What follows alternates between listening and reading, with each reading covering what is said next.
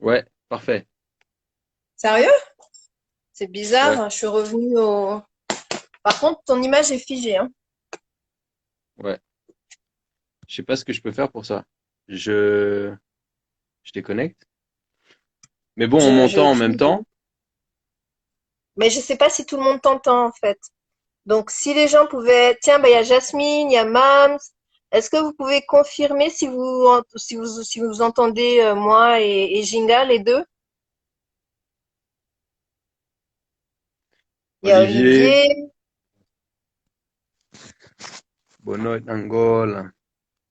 C'est marrant, il y avait, euh, tu vois, le basketteur qui est venu avant. Je pensais jamais que, enfin, c'était une surprise, quoi. Le gars vit en France maintenant, je crois. Est-ce que vous alors, m'entendez? ouais, est-ce que Olivier, Mams, Jasmine, est-ce que vous pouvez mettre là, si vous nous entendez, moi et Ginga? Oh, Naki Il y a de Guy Lisbonne. aussi, African Lee, Bontour.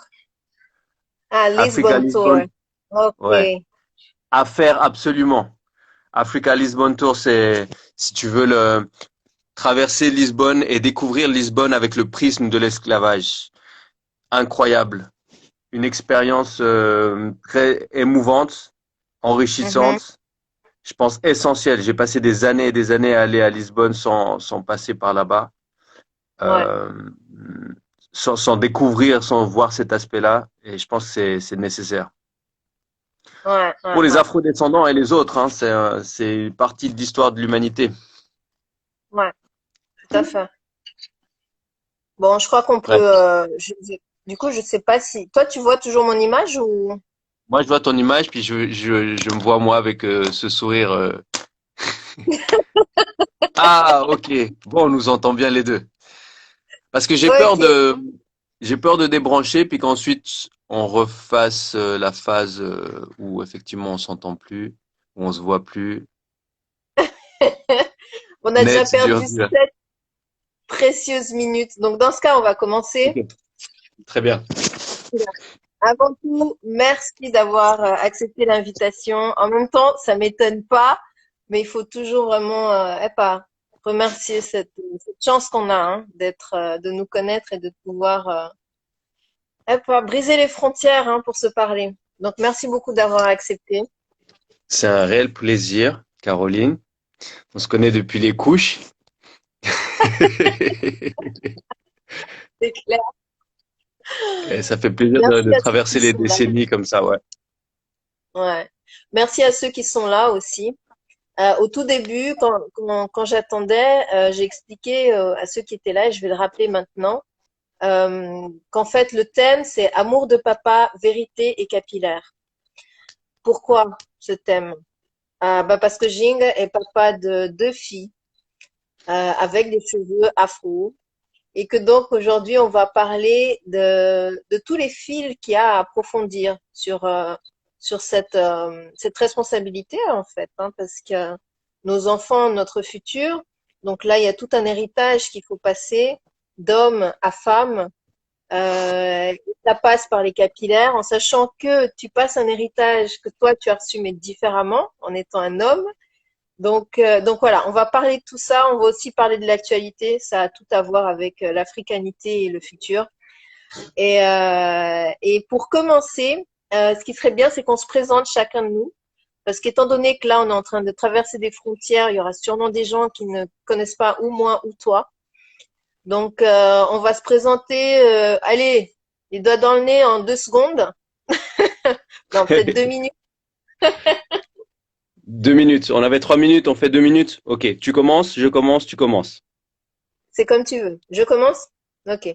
Commence. Alors, moi, je suis Caroline Bambambois. J'ai créé la marque Suave Molécula. Je suis en Angola. Donc, Suave Molécula, c'est en portugais. Et Suave Molécula, qu'est-ce que c'est? Bon, tout d'abord, on fait des chantilly, des produits naturels pour les cheveux et pour le corps. qui sont faits avec beurre de karité, beurre de cacao, des huiles. On commercialise aussi des produits d'autres artisanes parce que c'est tout un monde, hein, l'artisanat. C'est toute une philosophie en fait. Hein. C'est pas juste un produit qu'on fait et qu'on vend. Il y a toute une âme derrière et une âme Mhm. commune, un tissu en fait, hein, qui a cette démarche-là. Et forcément, de fil en aiguille, en plus des produits, je m'intéresse aussi beaucoup à la façon dont les gens traitent leurs cheveux, à éclaircir en fait cette partie-là. Parce que j'ai reçu au départ beaucoup de demandes, savoir mais comment est-ce que j'utilise, comment est mon cheveu, etc. Donc j'ai compris qu'il y avait vraiment beaucoup de choses à éclaircir.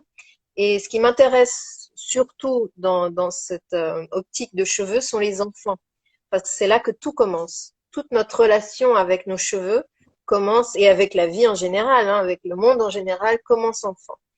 Donc voilà, Suave Molécula, c'est un concentré de tout ça réuni. Et on a un site internet, suavemolecula.africa. On est sur Instagram, évidemment, puisqu'on est là en live.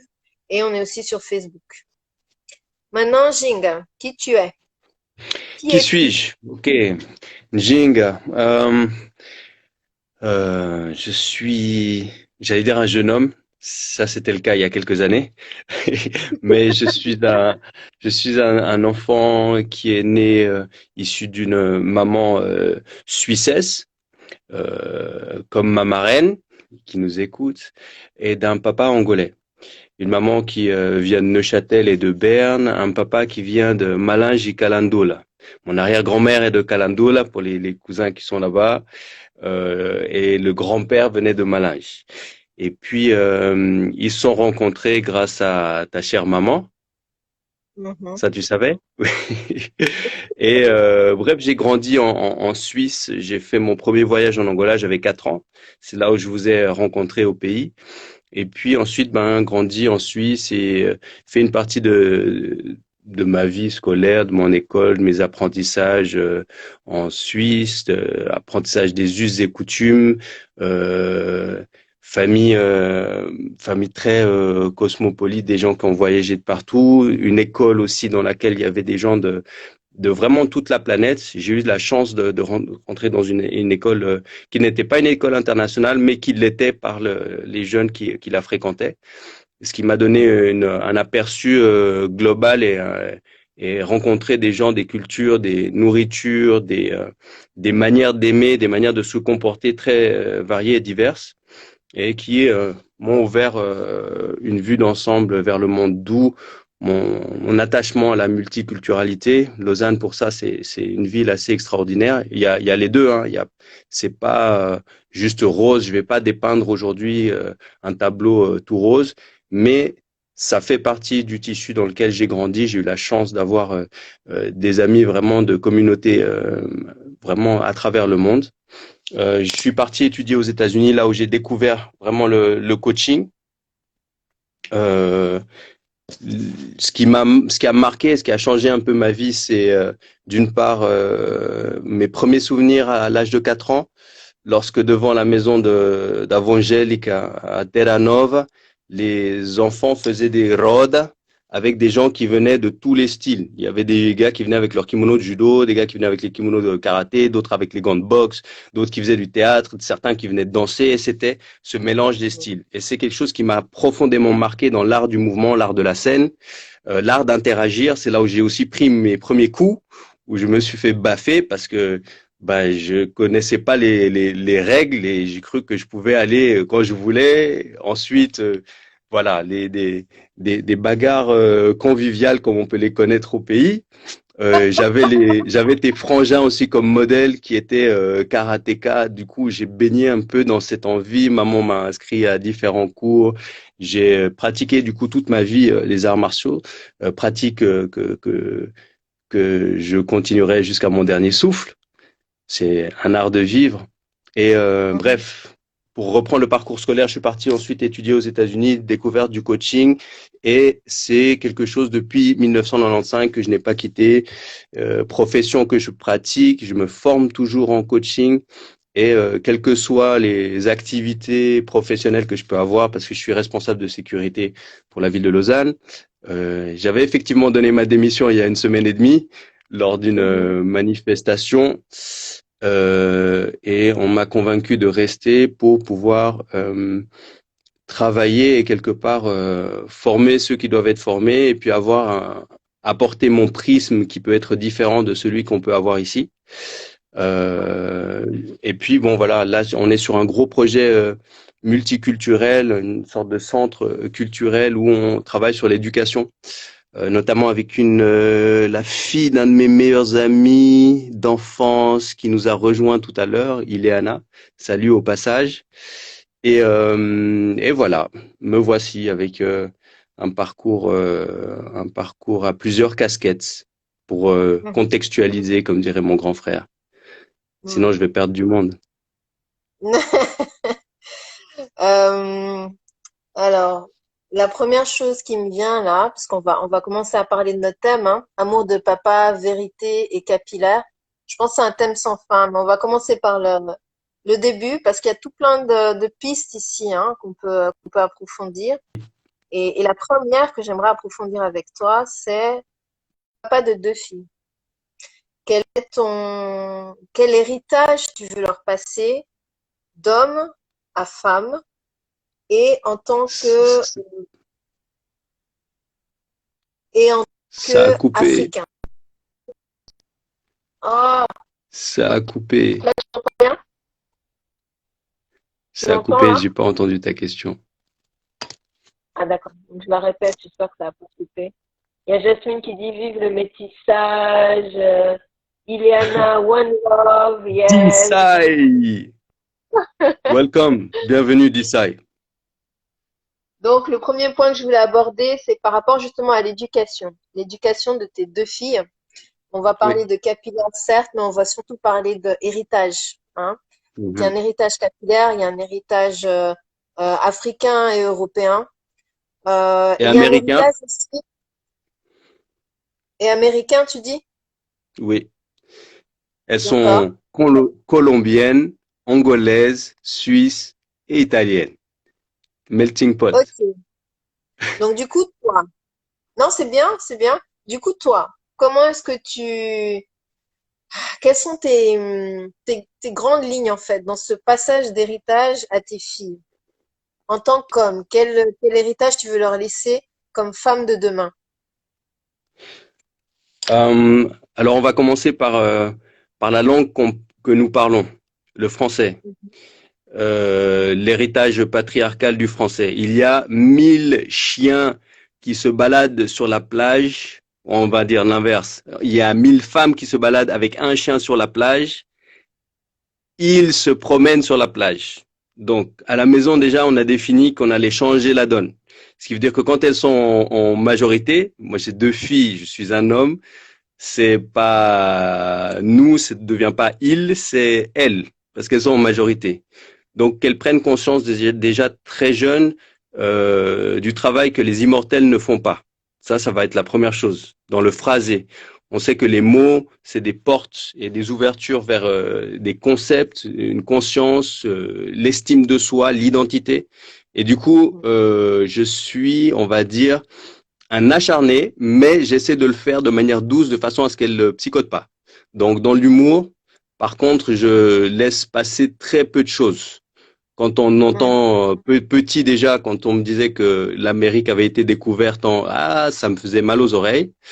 Quand je voyais l'Égypte enseigner aux enfants avec des bonhommes rouges, roses, ça me piquait les yeux. J'ai demandé très tôt pourquoi. Et du coup, je travaille là-dessus avec les enfants pour qu'elles aient une culture globale. C'est pas une question c'est désapprendre certaines inepties qu'on nous a appris, certaines Ouais. inepties de la société. Donc, comme euh, comme papa, déjà la première chose, c'est mettre aussi la maman sur un piédestal, dans le sens où Mhm.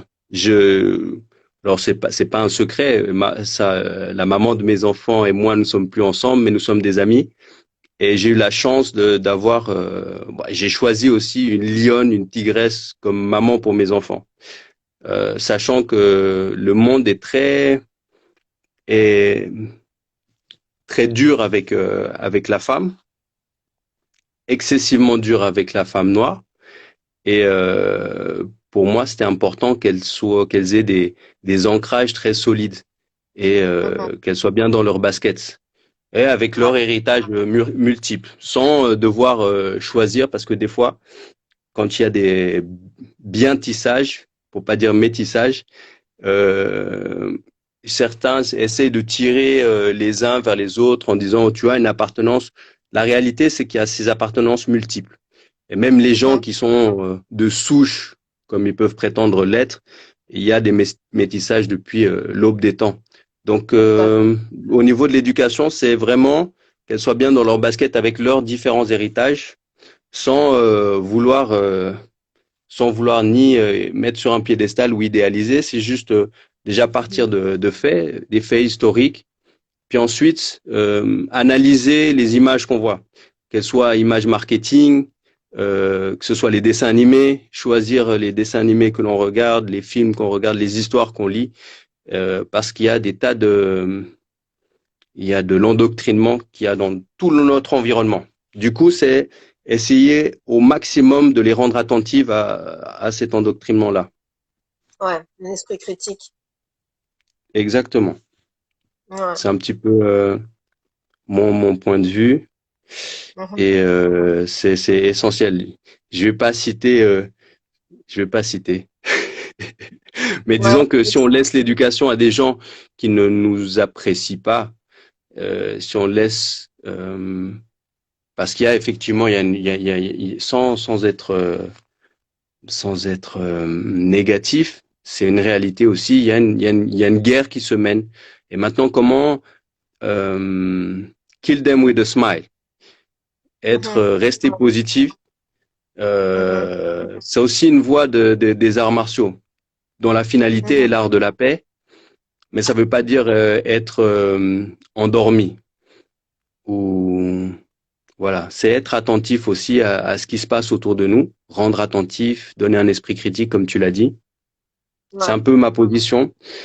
Étant homme aussi, euh, on a les hommes étaient mal éduqués pendant des siècles, des millénaires,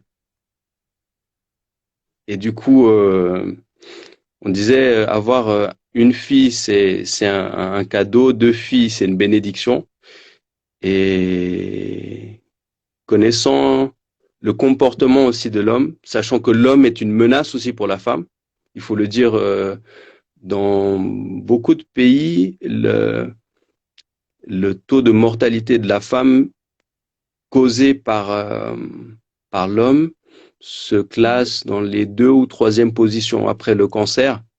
Et C'est quand j'ai commencé à apprendre ce genre de faits, euh, je, je suis le gardien de maman. Tu m'as vu grandir et depuis petit, papa m'a éduqué ainsi. Il m'a dit, en temps de guerre, la seule personne, si vraiment il y a la guerre, la seule personne à qui tu n'enlèves pas la vie, c'est ta maman. S'il y a trahison et tout ça, c'est la seule personne que tu dois protéger coûte que coûte. Et je lui demandais, mais toi, papa? Il me dit, non, si moi j'ai trahi, moi aussi, tu dois me faire passer. Donc, on est aussi des enfants de la guerre, hein. Littéralement, nos parents ont vécu ça. Et Mhm. il m'a éduqué en disant, la chasse gardée, ton royaume, le temple que tu dois préserver, c'est maman. Et du coup, ben, ça s'est transmis aussi par rapport à mes filles. Ouais. Ouais. Donc du coup, quel enseignement, toi, en fait, tu as gagné avec elle jusqu'à maintenant, hein, en sachant il y a d'innombrables enseignements encore à venir. Mais dans cette optique que tu as, d'enseigner cet esprit critique, etc. Bref, qu'est-ce que toi, tu as découvert avec elle? Je découvre le monde à travers leurs yeux, le Mhm. prisme de mes filles, parce qu'on parle beaucoup et du coup elles me font percevoir des choses auxquelles je n'avais pas pensé. je ne crois pas au fait qu'on éduque un enfant. Je crois qu'on s'éduque les uns les autres. Il y a ces concepts d'intelligence interpersonnelle. Et au niveau développement personnel, avoir un enfant, c'est extraordinaire. Euh, Premier enseignement, le plus gros enseignement et un enseignement qui va me servir jusqu'à mon dernier souffle, c'est que pendant 4 ans, j'ai accompagné maman sur son pour son dernier voyage. Quand maman a appris que j'allais avoir un enfant, elle m'a dit je vais tenir un peu parce que j'ai envie de connaître ton premier enfant. Et du coup, il y avait maman qui était à l'hôpital et Adeline qui était à l'hôpital. Ce qui veut dire que je passais d'une ambiance à l'autre, entre joie et tristesse. Ouais.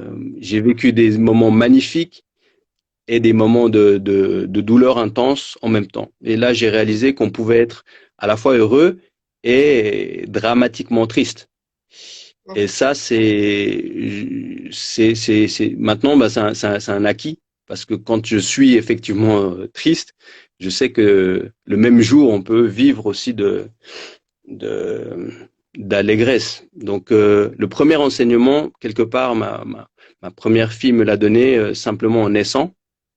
Ouais. Euh, et ça, c'est la première chose. Ensuite, bon, il y a tous les premiers pas, la compréhension de comment, du fonctionnement des premiers apprentissages, nous obliger de nous remettre en question, gérer les stress de la vie, bon gré, mal gré.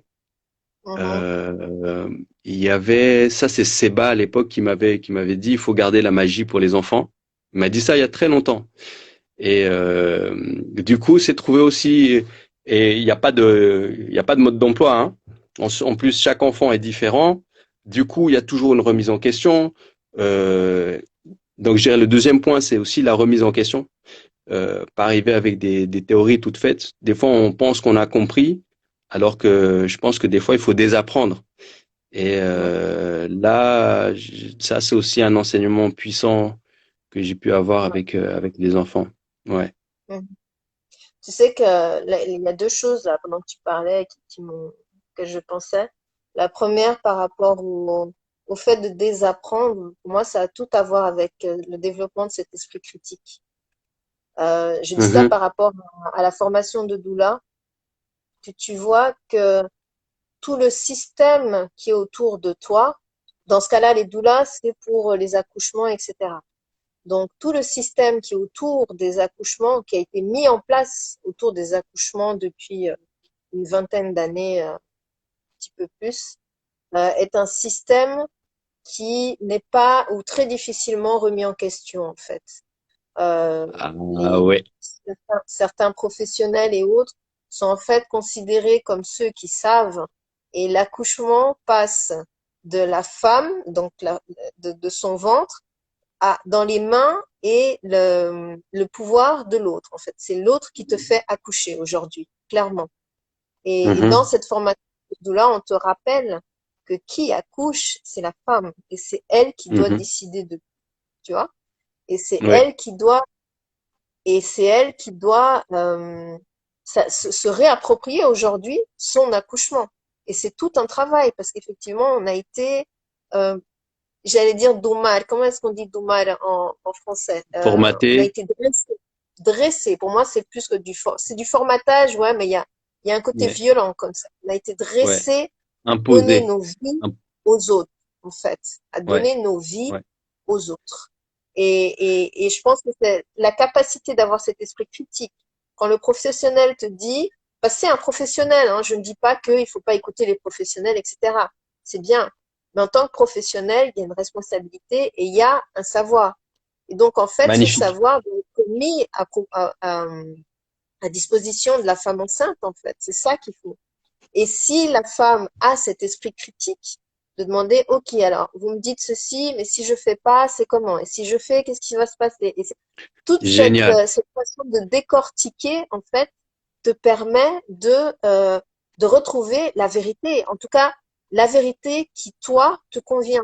Tu vois ce que je veux dire? T'habites. Donc, cet esprit Je vois critique tout que à tu es en fait. train Ouais. Donc, cet C'est esprit génial que critique tu… que tu es en train de leur apprendre, ça permet de déconstruire pour reconstruire. Euh, et en fait, ça devient, c'est plus une vérité absolue. Il n'y a plus aucune vérité absolue, en fait.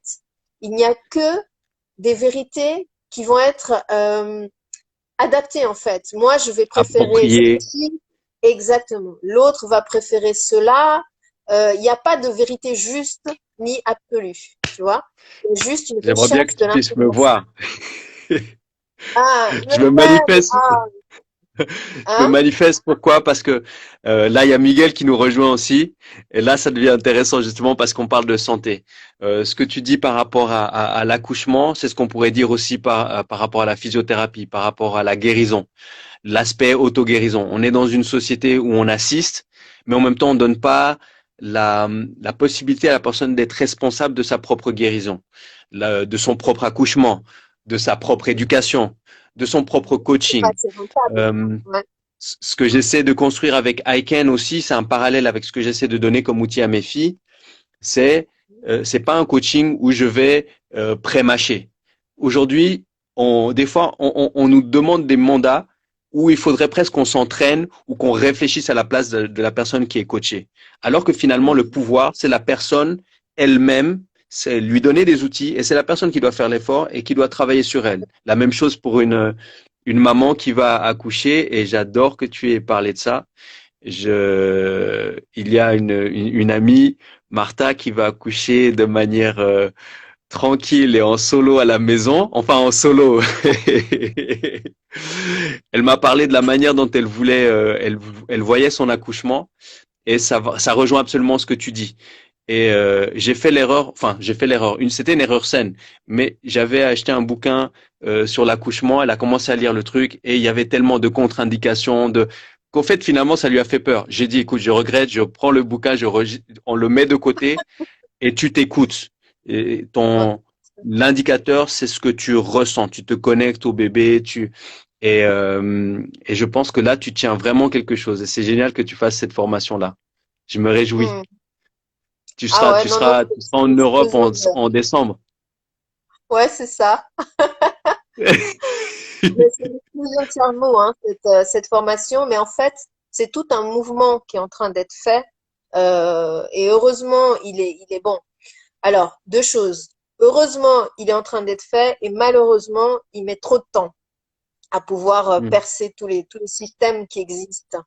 Mais, mais quoi qu'il en soit, l'humanisation, parce que c'est de ça qu'on parle, en tout cas c'est comme ça qu'on l'appelle aujourd'hui, c'est quelque chose tout qui à fait. touche à toute discipline, pas seulement aux accouchements, mais même à l'éducation. Dans l'éducation, il y a Tout tout à à fait. revoir et on voit justement des systèmes alternatifs qui mettent l'enfant au centre. C'est l'enfant qui va être responsable de son éducation. Donc c'est vraiment quelque chose qui traverse comme ça toutes les activités humaines, en fait, parce que c'est ça. Hein. Il y a eu une Oui. généralisation comme ça et d'ailleurs ça a à voir aussi avec le Black Lives Matter. C'est bon, bref, c'est explosion de cerveau. Là, il y a trop de trucs en même temps. Mais ouais, c'est voilà.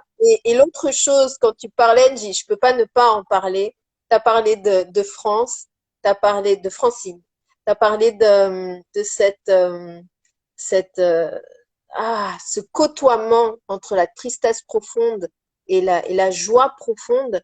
Et en fait, c'est la vie, quoi. C'est dans ces moments-là qu'on se rend compte, parce que l'image que j'ai, c'est que tu étais entre la vie et la mort.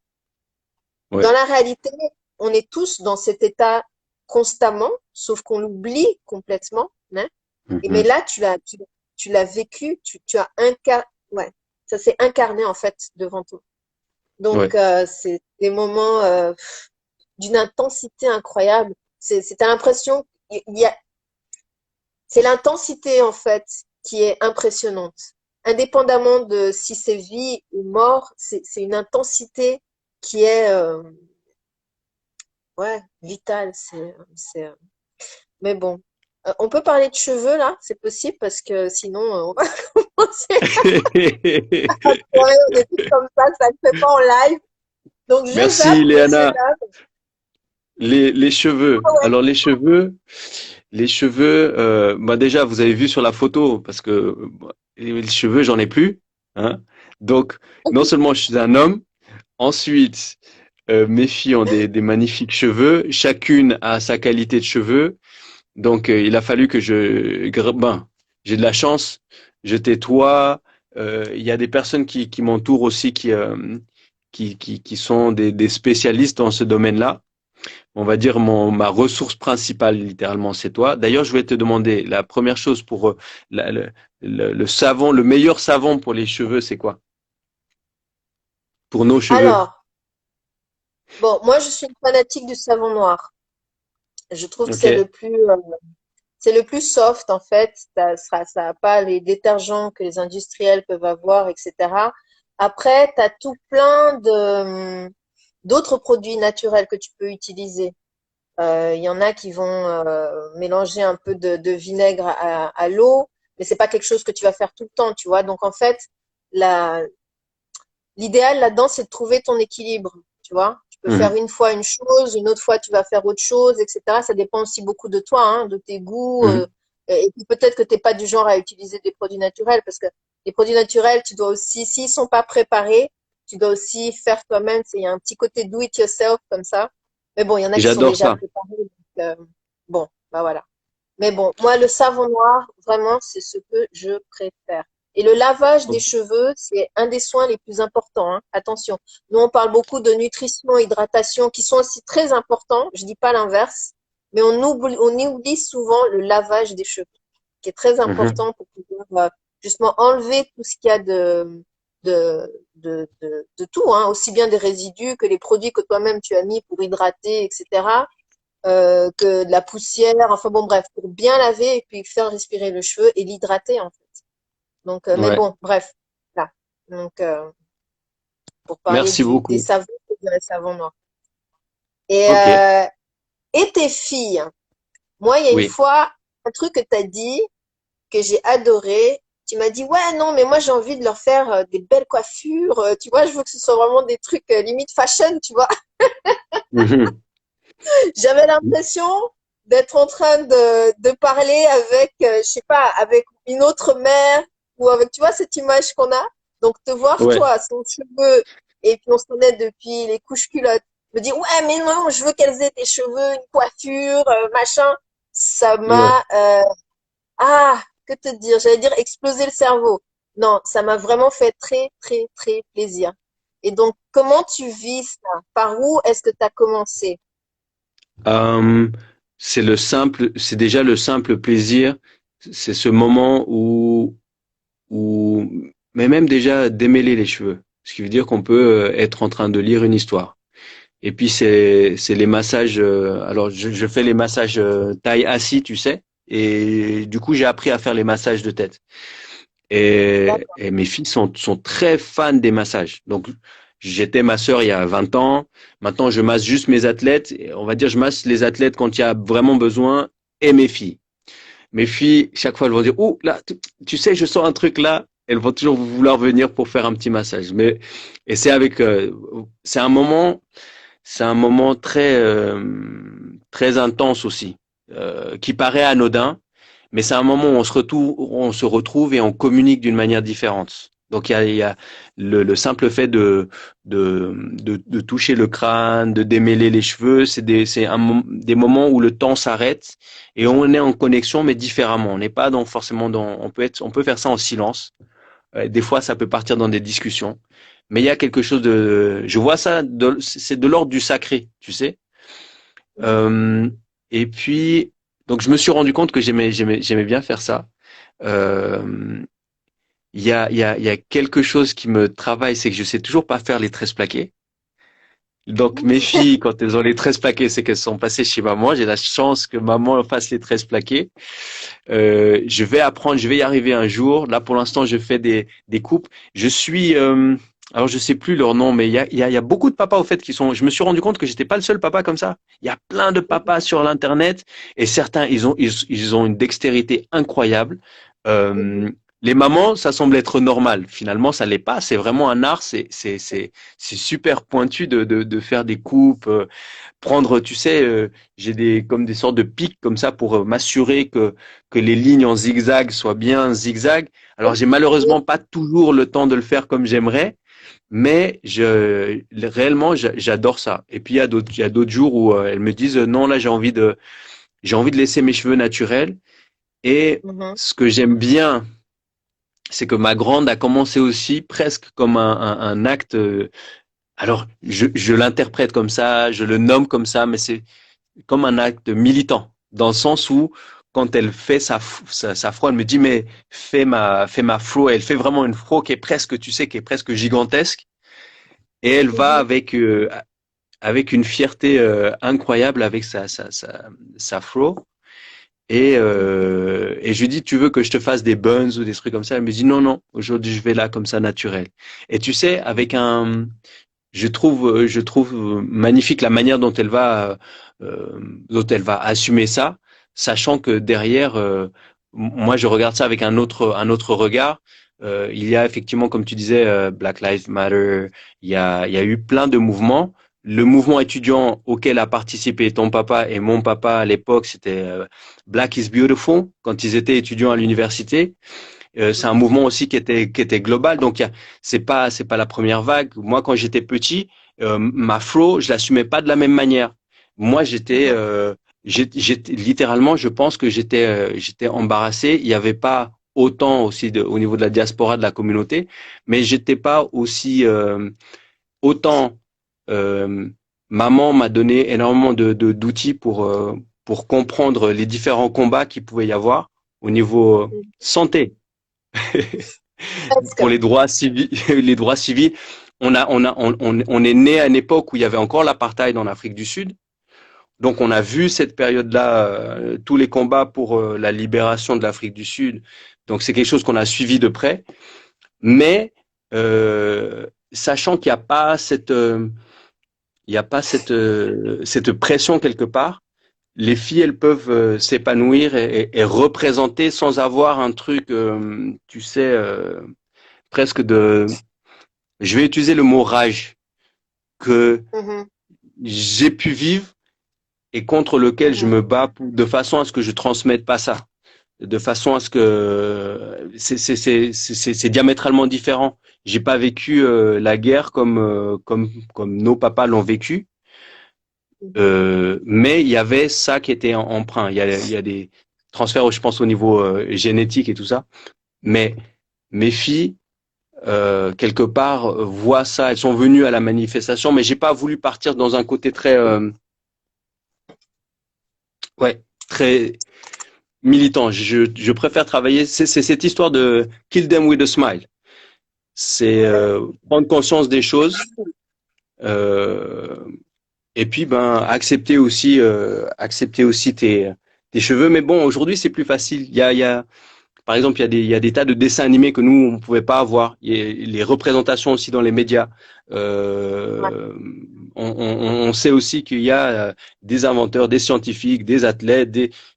Nous quand on était petits c'était un petit peu juste il y avait des Michel Leb comme comédien à la télé. Il y avait des insanités. On nous, ce qui veut dire qu'au niveau des valorisations, c'était du matraquage. Ouais, ouais, Alors complètement. qu'aujourd'hui, alors qu'aujourd'hui, en choisissant un petit peu, nos enfants peuvent s'épanouir, avoir des représentations vraiment à 360 degrés. C'est-à-dire des intellectuels, des Neil deGrasse Tyson, voilà, des gens qui ont des compétences multiples dans tous les domaines, alors que moi-même dans ma famille, des gens qui étaient très proches de moi, la manière dont ils ont parlé, aujourd'hui, si je les regarde, ils vont pas apprécier ce qu'ils ont dit eux-mêmes. Et donc, Ouais. c'était un environnement très hostile. Je pense que elles ont une tigresse comme maman, euh, un lion sans cheveux, c'est quoi? Ça peut être un plus petit félin, une panthère comme papa. Possible. Donc, à dire un lion Hein? chauve. Faut assumer, hein. Lion chauve. Ouais, Tu enfin plantes bref. derrière une espèce. T'étais parti sur les coups. Bref, c'est un moment exceptionnel de partage et j'adore quand on peut faire des créations et ouais, partir sur c'est un outil de beauté, d'identité. Il y a des tas de représentations derrière et voilà. J'aime bien ce moment-là. Ouais. Tu sais qu'ici en Angola, pourquoi est-ce que je m'attache beaucoup aux enfants? Bah parce que, comme j'ai dit tout à l'heure, c'est là que ça commence, hein. Et en fait, Oui, étant donné qu'on a eu la colonisation sur 500 ans, etc. Et puis bon, ouais. il y a aussi aujourd'hui, ouais, pas, les gens restent là-dedans volontairement aussi. Mais en même Mm. temps, mais en même temps, il y a justement ces mouvements aujourd'hui où tu as plus de représentation. Mais il y a aussi autre chose, c'est que c'est pas que de la représentation africaine avec des enfants africains ou métis ou enfin dans ce cas-là, j'allais dire asiatique, etc. Non, on va rester sur l'africain parce que là c'est ce qui nous intéresse. Donc africain ou métis, mais ça va aussi jusqu'à s'assurer que qui représente sont des Africains ou des métis ou que tu vois que qui Mhm. représente ne sont pas à 80% ou 95% non africains pour être sûr que l'histoire racontée soit alliage pour être sûr que toutes les histoires sont racontées et qu'il n'y en a pas qu'une seule qui est racontée qu'il n'y a pas Mhm. qu'une seule représentation d'un Africain, il y en aura plusieurs. Il y aura un Africain vu d'un Africain, un Africain vu d'un métis, un Africain. Enfin, tu vois ce que je veux dire? Donc maintenant, ça va de plus en plus loin dans cette représentation. Je pense à ça parce que hier soir, je regardais avec Internet là, une conteuse qui est au Brésil et donc, elle est très attachée justement à cette représentation parce qu'ils ont aussi beaucoup de problèmes raciaux hein, là-bas. C'est super violent. Et donc, Probablement pire qu'aux États-Unis. ouais, et surtout que c'est plus affiché en plus. C'est vraiment, enfin bon bref. Et donc, elle, sa préoccupation, et elle le disait, hein, c'est que au départ, elle était attachée à avoir des livres qui racontent des histoires d'enfants africains ou métis, euh, mais quand elle s'est rendue compte, en fait, ces livres étaient à 80%, 85% faits par des Européens, et c'était pas forcément Mhm. des Africains. Et donc maintenant, elle va vraiment faire cette démarche de promouvoir, tu vois, La de source. permettre exactement, de promouvoir cette source et puis de commencer à voir l'autre côté de l'histoire aussi. Oui. Donc voilà, et je parlais aussi de la colonisation qu'on a eue ici, etc. Et ça a amené beaucoup d'assimilation. Il y a beaucoup d'expressions qui sont utilisées. Il y a beaucoup ah, de stéréotypes et de réflexes en fait. Et une expression qu'on a ici en Angola qui veut tout dire pour moi par rapport aux cheveux, c'est de dire quand tu as le cheveu bouclé ou frisé ou crépus, on va te dire que tu as les cheveux ruins, cabelo ruim. Et cabelo Mhm. ruim, ça veut dire le cheveu mauvais. Tu as le Mhm. cheveu mauvais, dans le sens où c'est de la Mhm. mauvaise qualité. C'est pas un cheveu Ouais. lisse qui brille, qui va bouger quand on bouge, enfin, il y Mhm. a 30 millions d'idées derrière ce mauvais. Endoctrinement. C'est ça. Mais c'est quelque chose de tellement enraciné, Ok. ça a tellement voyagé par les générations qu'aujourd'hui, les générations qui l'utilisent sans vraiment Se avoir rendre le compte. sens, se rendre compte du sens qui a été Mhm. utilisé, le pourquoi de ce mot a été utilisé quoi, à l'époque, tu vois. Mhm. Donc il y a un cheminement à faire. Alors c'est pour ça que nos enfants, justement, eux, ils peuvent commencer à partir d'une nouvelle base. Quand nous, on a l'opportunité de le faire, justement, cet esprit critique que tu leur apprends, d'analyser tout le temps avec leurs propres critères, d'être fiers, etc., machin, elles partent avec une nouvelle base, tu vois. Après, Mhm. je pense pas non plus à jeter la pierre à ceux qui vont utiliser ces expressions-là, parce que après voilà, c'est comme tout, il y a des mouvements maintenant qui sont faits, les gens prennent conscience des choses. Donc, Mhm. il faut du temps, tu vois. Quand t'as Ouais, fait ça t'as parlé comme ça pendant 40 ans, c'est pas du jour au lendemain. Et même si tu t'en rends compte, c'est pas facile à assumer non plus, tu vois. ouais, Donc, il y a tout un ouais, travail à faire pour les plus vieux comme nous. Mais les plus jeunes, ils ont heureusement, on peut leur donner, les faire partir du départ, quoi. Enfin, du truc, ouais, de ouais, zéro, entre guillemets, quoi. Pas de zéro, parce qu'ils partent sur ce que nous, on a vécu. Il faut que ça serve à quelque chose. Mais d'une autre base. C'est ce que tu disais quand tu parlais de pas transmettre la rage qu'on aurait pu avoir avant parce qu'on l'a vécu, etc. Tu vois? c'est C'est ça. vraiment une autre base. Ouais. Et effectivement, des fois, le fait de partir enragé, finalement, on part. J'ai deux anecdotes. La première, c'est ça revient un peu à mon apprentissage par rapport aux arts martiaux. C'est que mon prof me disait toujours, on combat avec l'autre, combat pas contre l'autre. Euh, Ouais, juste. du coup, ça permet d'avoir changer son prisme et de se dire quand on s'entraîne de manière intense. Déjà, le but Mhm, c'est pas d'écraser l'autre, c'est de s'améliorer. mhm, exactement. Du coup, du conflit, on peut générer quelque chose de sain et positif. Mhm, Et l'idée, c'est, je crois absolument pas à la révolution parce que là, on est à une époque où on me dit, ouais, la révolution, la révolution. La révolution, les amis, c'est 360 degrés. Après la révolution française, il y avait un monarque avant, ensuite il y a eu un empereur. Euh, c'est bon. Et il y a encore des gens qui disent révolution. Non, non, non, c'est l'évolution. Il faut qu'on aille vers une évolution.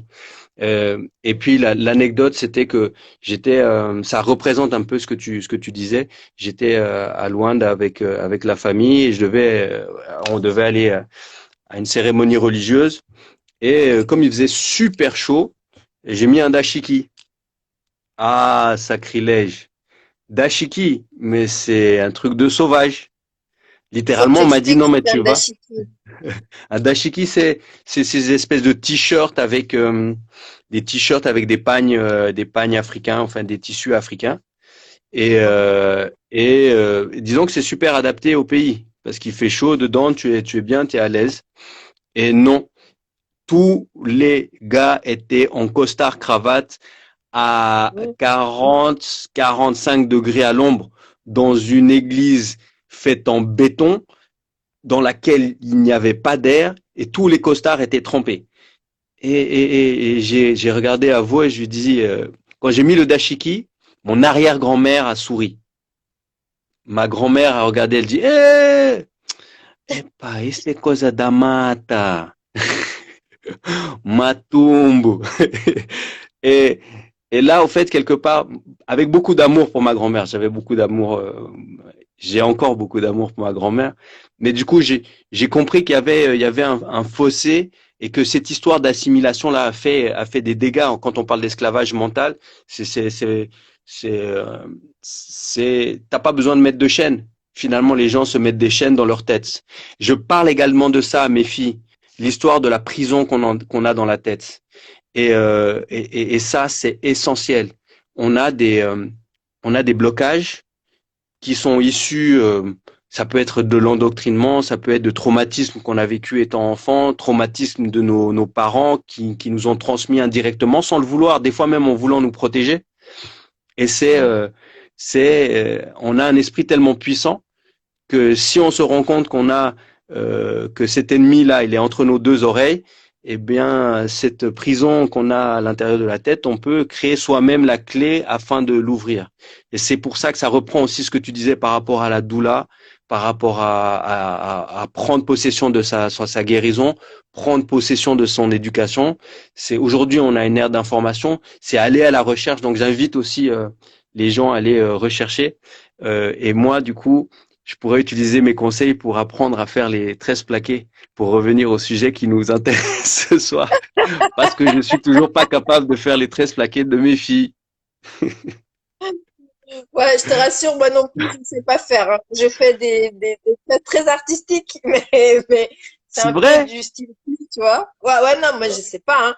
Moi, je peux te faire C'est des vrai? vanilles, des trucs assez simples, quoi. Mais après, tresse plaquée jolie, là, Je ne sais pas faire, tu vois. Donc, je vais aller C'est vrai. apprendre aussi avec Adeline, App- très humblement. Apprenons. Apprenons. Alors, écoute, on a un commentaire là, tacata. Pois. Angolano, para ser fino ou para ser inteligente, tem que falar e vestir como europeus. Bah ouais, bah c'est l'assimilation dont on parlait, hein. Il faut tout C'est un ça. chemin et avec le sourire arriver à faire comprendre que bah, qu'il y a une autre vérité derrière tout ça, hein. Mais Mhm. je pense qu'on est on est sur le bon chemin. Malheureusement, il y a juste, c'est comme ce que je disais tout à l'heure sur les mouvements qu'il y a d'humanisation comme ça qui traversent toutes nos activités humaines. Ça prend trop de temps. Ça prend trop de temps. Et il y a aussi trop d'intérêts qui sont au milieu. Parce que Mhm. plus tu acceptes que ce soit de l'accouchement jusqu'aux cheveux, plus tu vas vers le naturel. Enfin, si vraiment tu te poses la question de savoir comment est mon cheveu, pour savoir comment s'en occuper, il faut que tu saches comment il est. Ça sert à rien d'arriver derrière des produits si c'est pas les produits dont tes cheveux ont besoin. Donc, C'est ça. quand tu t'approches de la réponse à comment est ton cheveu, tu vas comprendre que ton cheveu, il n'a pas besoin de tous les produits industriels qu'on te montre, où tu vas avoir un produit pour les pointes, un autre pour la racine, un autre pour le milieu, un autre pour le cuir chevelu, un autre, tu vois.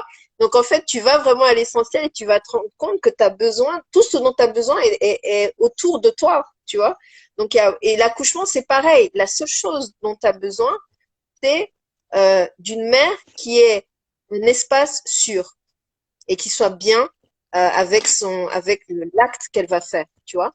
Si tu as ça, tu as tout. Je dis pas qu'il peut, voilà, tu as ça, il va jamais rien arriver. Ça, c'est pas possible, ça n'existe pas. On est des êtres vivants, donc tout peut arriver. Mais à partir du Mhm. moment où tu as la sécurité et la confiance en soi, tu as toute la base pour que les choses se passent au mieux. Si tu enlèves Mhm. la sécurité ou tu enlèves la confiance en soi, là, tu augmentes les probabilités que les choses se compliquent, en fait. C'est ça. Et c'est pareil pour les Littéralement. cheveux et c'est pareil pour tout le reste, hein. Pour l'éducation aussi, c'est pareil. Il faut que tu te sentes sûr, que l'enfant se sente en sécurité et qu'il ait confiance en lui. C'est tout sur la même base, en fait. Ouais. Donc, on a beaucoup de chemin jusqu'à ce qu'on puisse arriver à peindre cette sécurité, cette confiance dans toutes les activités des êtres humains, quoi. Mais bon, on va y Il y arriver, a, hein.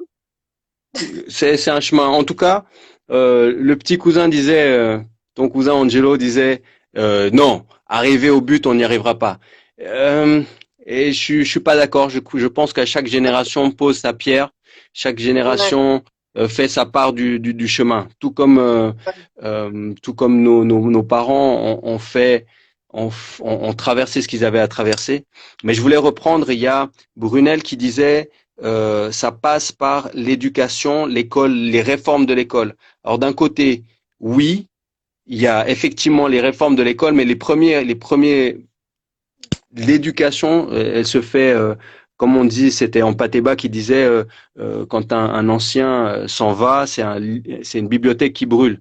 Et c'est ce côté intergénérationnel de transmission. Et c'est nous absolument un réseau finalement, un réseau de savoir, un réseau d'échange de savoir. Et c'est reprendre aussi ces traditions qui sont à la fois orales, tout on est à une ère où il y a du blended learning. Donc on a à la fois on a Internet, on a des PDF, on a des livres, on a des et c'est créer ce réseau, tisser ce réseau et puis accompagner nos enfants vers des connaissances. Et oui, la réforme scolaire, Brunel, je suis d'accord avec toi, seulement ça va prendre des plombes. Pourquoi? Parce que là aussi, il y a des enjeux financiers, parce que l'école est-elle là pour faire réfléchir les enfants, ou est-ce qu'elle est là pour formater ou préparer les enfants à être de bons c'est petits ça. ouvriers ou des C'est bons ça. soldats? Mais pour qui? Mhm. Pour des industriels. Donc, tu n'as aucun intérêt à ce que Exactement. l'enfant il se dise, ah ouais, mais au fait, j'ai qu'à prendre le karité, au fait. Parce que si je vais prendre le truc qui me coûte franc, et ben du coup, si tu crées des jeunes avec cette connaissance-là, bah, ils vont pas consommer les produits. Ils vont pas rentrer dans ce schéma, dans ces mécanismes. Et là, on s'attaque à un gros sujet.